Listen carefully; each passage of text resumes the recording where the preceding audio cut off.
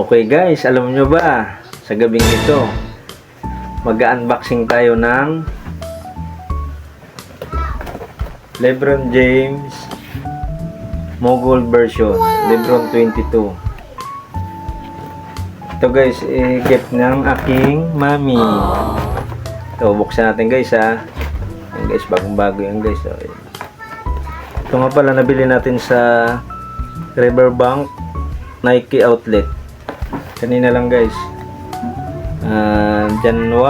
February 4, 2026 guys ito. Bubuksan natin guys ha. Bubuksan natin. Tingnan natin, i-review natin yung ano niya. Bubuksan natin guys ha. Ito, makikita nyo yan yung logo ni Lebron. Yan, ganyan siya kung paano siya mag-dunk. Tapos ito naman yung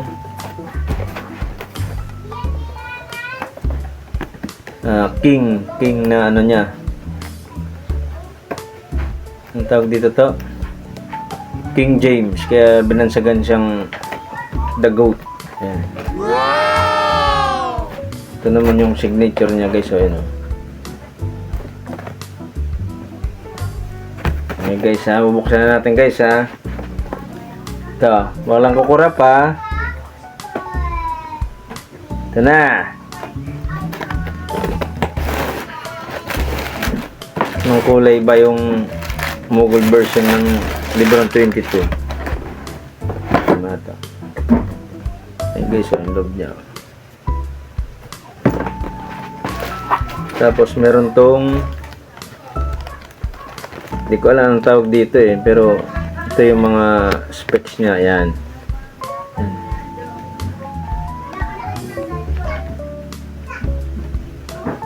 Yan, may perma. Yan, bubuksan natin guys ha.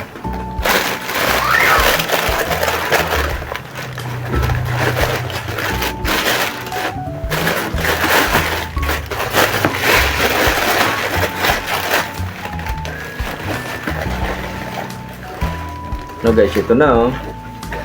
Napakaganda. Yan, tingnan nyo yun yung signature nya sa likod. Tapos may kita mo yung Nike na logo dito. Yan oh, yung gold. Tapos yung pinag-iba nya, yan, anong napansin nyo? Yan,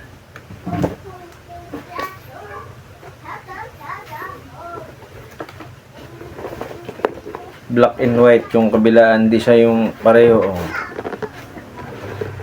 Yan, ayos ba? Ayos ba guys?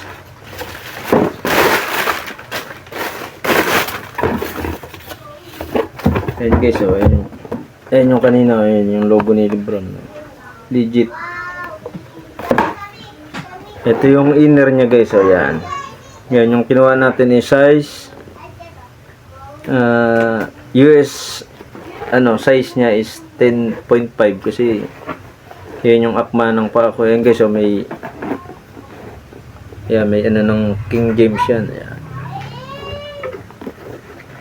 Yan. Thank you guys, salamat sa panonood.